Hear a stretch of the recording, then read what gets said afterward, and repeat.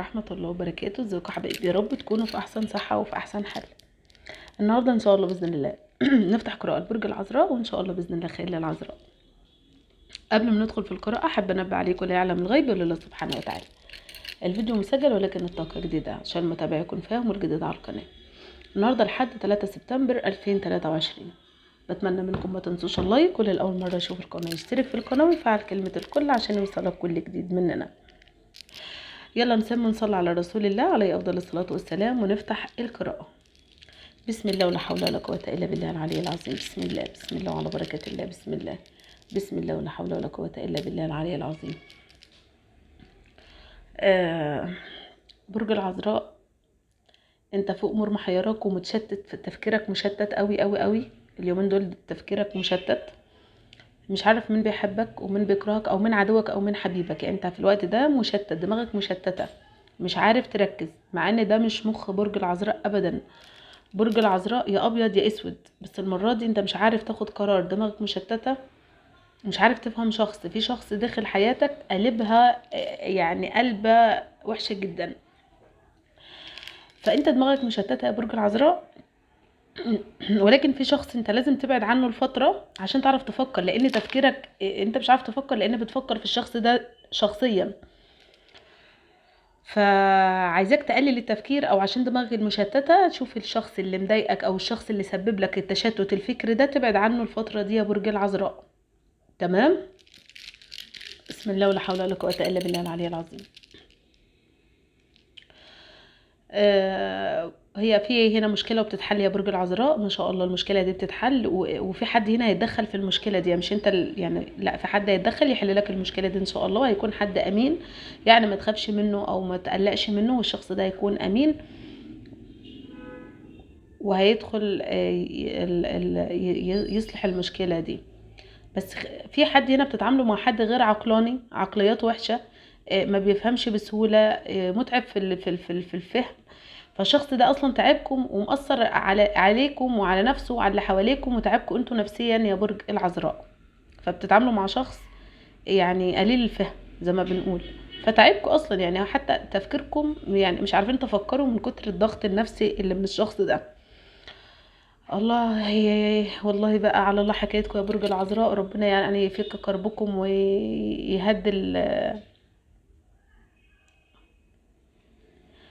يهدي الطاقة دي. بص يا برج العذراء، في امرأة هنا في حياتك، لا انت عارف تتخلص منها ولا انت عارف تعيش معاها، وهي عنيدة، ام هي دماغها ناشفة. يعني هي اللي عايزة كلمتها تمشي، بس دي امرأة في حياة برج العذراء لا منها مريحاك ولا منها عايزة تنسحب. فهي تقريبا داخل حياتك كده عشان تدمرها، او هي عايشة في حياتك عشان تدمر لك حياتك يا برج العذراء. واقفة كده في حياتك مش عايزة تتنقل من حياتك، حتى لو انت قلت لها طب انا مطلقها وهي عامله لي مشاكل في المحاكم او من شبه ذلك، حاجه زي كده الله اعلم، بس دي عايشه معاك يا برج العذراء. تمام. ولكن هي امراه يعني بتدبر وبتخطط. بس ان شاء الله باذن الله راح تنتصر عليها. بس اقرا سوره الفيل، وان شاء الله باذن الله الامراه دي راح تتحني، راح تقع الشخص اللي في حياه برج العذراء اللي مسبب لك ازعاج. حتى لو انت قلت لي ده هي مش امراه، تمام، حتى لو قلت لي هي مش امراه، اقول لك يا برج العذراء عليكم بقراءة سورة الفيل، وان شاء الله باذن الله راح العدو ده يقع. لان في هنا حاجة محنية بتقع.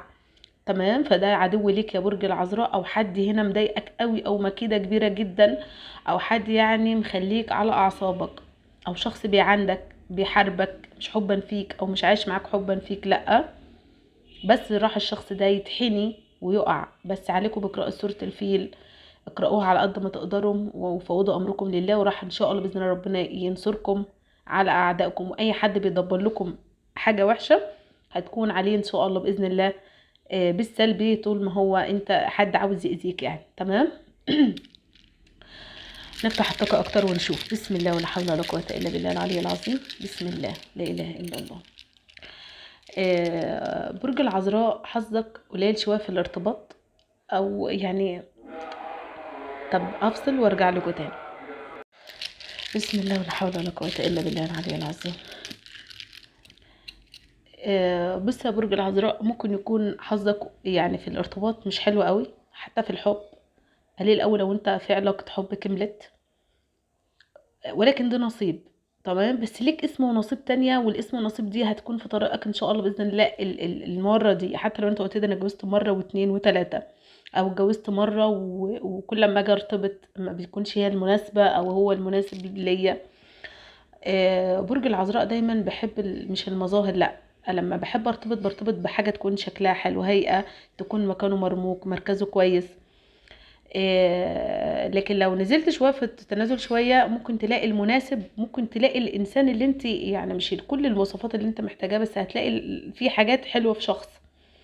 تمام، هنا الطاقه دي اللي تخص امراه برج العذراء.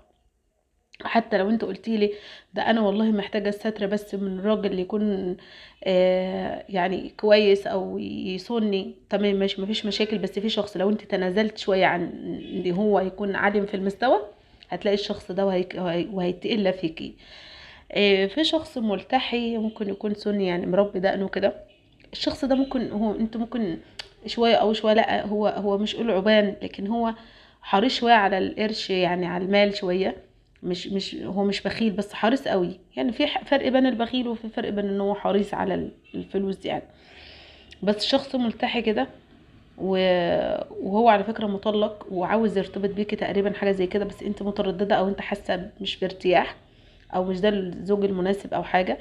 انا شايفة في تردد بينك وبينه هنا في العلاقة. طيب صلي صلاة الاستخارة وراح ربنا يرشدك على الطريق الصح، اذا كان هو هيكون خير ليكي او شر، وراحت ان شاء الله باذن الله ربنا ينور بصيرتك باذن الله. هو الشخص ده ملتحي شوية. تمام، في هنا اسم سيد واسم عبد الرحمن واسم احمد واسم جلال واسم طارق واسم نهى واسم أميمة وأمينة ومنى و...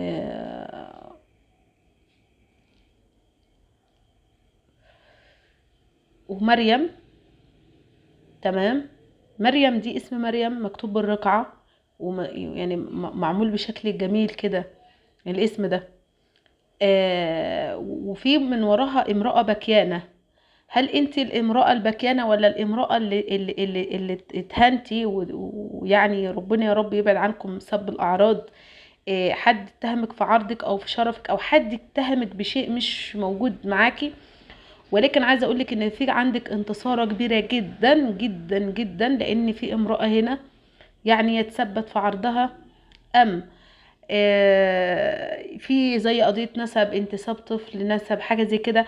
بس الامراه دي اسم مريم جنبك بالظبط ومتزغرف بزغرفه جميله جدا، وفي هنا امرأة بكيانة، وهتكون ان شاء الله باذن الله البكاء ده مش لان انت قاعدة في وضع مش الحزن اللي هياخد وقت طويل، لا، في جنب هنا جوارك نور هنا ما شاء الله، راح ربنا ينصرك وراح ربنا يعني يحفظك من المكيدة دي ويطلعك من اللي انت فيه، من المحنة اللي انت فيها، لان في عندك هنا مخرج. تمام، راح ان شاء الله. بسم الله ولا حول ولا قوة الا بالله العلي العظيم. بسم الله. بص يا برج العذراء، انت ان شاء الله باذن الله عندك انفراجه حلوه، في طريق سفر متعطل عندك، او في حد بيديك وعودات وبيخلف، في حد هنا بنصب عليك على فكره، من لو انت ضمر الضمر على سفر او النيه، في حد هنا بنصب عليك او انت مش يعني مش هتسافر دلوقتي، ونقدر نقول لسه مفيش نصيب. تمام، لسه نصيبك ما جاش من ناحيه السفر، لو انت راجل او امراه، بس احذر من قضيه من نصب قضيه، يعني في حد بينصب عليك او حد هينصب عليك بالفعل، وحد هنا عمال يعني ينصب عليك او كده يعني، فاحذر من النصب اللي انت هتدخل فيها دي، حاجة مش كويسة، فانا بنبهك منها يا برج العذراء. برج العذراء فيه هنا امرأة دايما بكيانة ودموعك على خدك ومخنوقة، وبدأت تحس ان بقبضة في قلبك، بتتخنقي، حاسة ان الامور عندك بتتقفل، مش زي يعني كل ما تقولي خلاص الامور راحت تفتح، بعتذر، الامور راحت تفتح معايا او طريق بتيجي الان سدت، لا، هو ده اختبار وامتحان من ربنا سبحانه وتعالى. اذا صبرتي في المحنه دي، او لو انت راجل تمام بتسمعوني في الطاقه، راح ان شاء الله باذن الله ربنا يعوضكم عن الصبر اللي انتوا صبرتوه. ما دقت الا لما فرجت يا برج العذراء، دي طاقه طالعه فيه هنا امراه. تمام، وبكيانة وبالفعل بتدعي من ربنا ان يفك كربك، وراح ان شاء الله باذن الله يفك كربك وتعدي المحنه اللي انت فيها دي يا امراض برج العذراء. بصي في معجبين بس يعني في ورا الستار، تمام؟ فانت يعني في حد هنا معجبين كتير بيكي، بس مش يعني لسه مش هيجوا في طريقك دلوقتي، بس بعد ايام او بعد هي ايام ان شاء الله في حد هنا هيجي يعبرلك عن حب او اعجابه بيكي يا امراض برج العذراء. على فكرة في ناس هنا بتسمعنا في الطاقة ما شاء الله جمال يعني، ناس حلوة يعني كشكلا يعني وعندكم تلقائية في الكلام، او عندكم آه، الكاريزما الحلوة ان حد يعني يعجب بيكم او كده. في هنا اسم زهرة، تمام؟